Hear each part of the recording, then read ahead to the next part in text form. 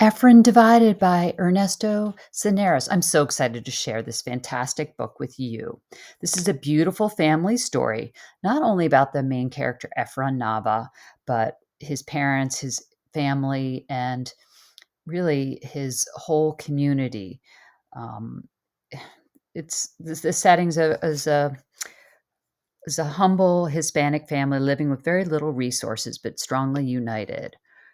We meet Efron, who loves to spend his mornings in the bathtub as he seeks privacy from his 5-year-old twin siblings. He also enjoys hanging out with his friends and watching his mom cook. He calls his mom Sopa Woman because of the delicious sopa she makes for him and her wonderful caring for his 5-year-old twin brother and sister, and also because of all the ways she makes his family life special. His parents work long hours to afford the one-bedroom apartment the family shares, but Efron and his siblings always go to school with neatly pressed clothing and homemade lunches.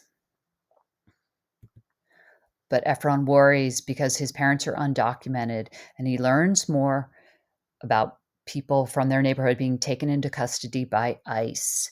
Efron and his two siblings, Max and Mia, are all uh, American citizens, but his parents are undocumented. Um, so one day things change, and Efron's mom is deported. Efron's mother, Amal, goes looking for a job while her children are at school, and she gets caught in an ICE raid and is deported back to Mexico. Efron is heartbroken, but at the same time, his heart was ready for the news since he understood that his parents were endangered because they were undocumented in the United States. He quickly finds himself as the main caregiver for Mia and Max, and he must take care of everything while his dad works around the clock to make enough money and have them be able to survive. Now, I'm going to read an excerpt of what happens when Efron goes to school. 4 days without Amma, and already Efren's world was starting to fall apart. By the time he reached school, the late bell had already rung. He hoped to see someone else, even a teacher walking in late as well, but the campus hallways were empty. Even David had apparently made it to class on time. The second Efron entered the room, Mr. Garrett turned. His bushy eyebrows shot up in disbelief. Mr. Nava, you're late. Efron lowered his head and signed the tardy clipboard nailed to the wall. He'd seen Mr. Garrett belittle everyone who tried to justify being late. Excuses, said Mr. Garrett would say, are like armpits. We all have them, and they stink. So under the section of the form labeled reason, Efren decided he was better off scribbling in the word unexcused. It felt like the whole class sat up, paying sharp attention when Mr. Garrett approached the center of the room. Mr. Nava, this makes 2 infractions in a row. Is there something I should know?